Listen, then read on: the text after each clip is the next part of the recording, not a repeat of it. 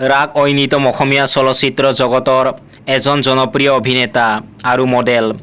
তেওঁৰ জন্ম 22 জুলাইত গুৱাহাটী, অসম ভাৰতত হৈছিল আৰু তেওঁৰ আচল নাম দীপজ্যোতি বৰা।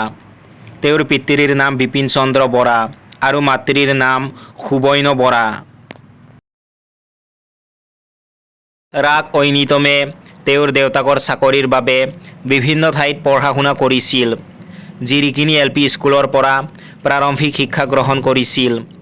তাৰ পিছত ক্ৰমে বাৰপুজীয়া উচ্চতৰ মাধ্যমিক বিদ্যালয়, ৰহা উচ্চতৰ মাধ্যমিক বিদ্যালয় আৰু মৰিগাঁও মহাবিদ্যালয়ত শিক্ষা গ্ৰহণ কৰে। তেওঁ অভিনয় কৰা প্ৰথম চলচ্চিত্ৰ আছিল 2007 চনৰ তোমাৰ বাবে। তেওঁ অভিনয় কৰা আন কেইখনমান জনপ্ৰিয় চলচ্চিত্ৰ হ'ল জীৱন বাটৰ লগৰী, ৰাষ্ট্ৰীয় বঁটা বিজয়ী জেতুকা পাতৰ দৰে, তোমাৰ খবৰ, বাকৰ পুতেক, জিলমিল জোনাক, আৰোহী, 7 নম্বৰৰ সন্ধানত, অজানিতে মনে মনে, গংগা এখনি বুৱতী হিয়া, ৰণ আৰু জংকাৰ।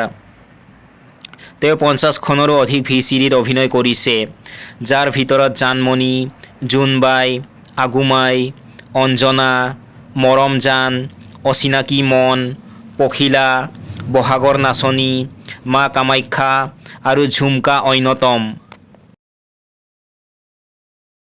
2011 চনত তেওঁ জেতুকা পাতৰ দৰে চলচ্চিত্ৰৰ বাবে শ্ৰেষ্ঠ অভিনেতাৰ প্ৰাগ চিনে বঁটাৰ বাবে মনোনীত হৈছিল। তেওঁ কেৱল এজন অভিনেতা নহয়, এজন মডেল আৰু ভ্ৰাম্যমাণ থিয়েটাৰৰো অভিনেতা। তেওঁ ৰাজাৰাম চলচ্চিত্ৰত দ্বৈত চৰিত্ৰত অভিনয় কৰাৰ লগতে ইয়াৰ জৰিয়তে পৰিচালক হিচাপেও আত্মপ্ৰকাশ কৰে। ৰাগ ঐনিতমে অসমীয়া চলচ্চিত্ৰ জগতত নিজৰ অভিনয় আৰু মডেলিঙৰ জৰিয়তে এক সুকীয়া স্থান দখল কৰিছে। তেওঁৰ ভৱিষ্যতৰ প্ৰকল্পসমূহ বিশেষকৈ পৰিচালনাৰ ক্ষেত্ৰত অসমীয়া দৰ্শকৰ বাবে অতিশয় আশাৰ বতৰা কঢ়িয়াই আনিছে। তেওঁৰ বহুমুখী প্ৰতিভা আৰু চলচ্চিত্ৰ জগতলৈ আগবঢ়োৱা অৱদানে তেওঁক চিৰদিন স্মৰণীয় কৰি ৰাখিব।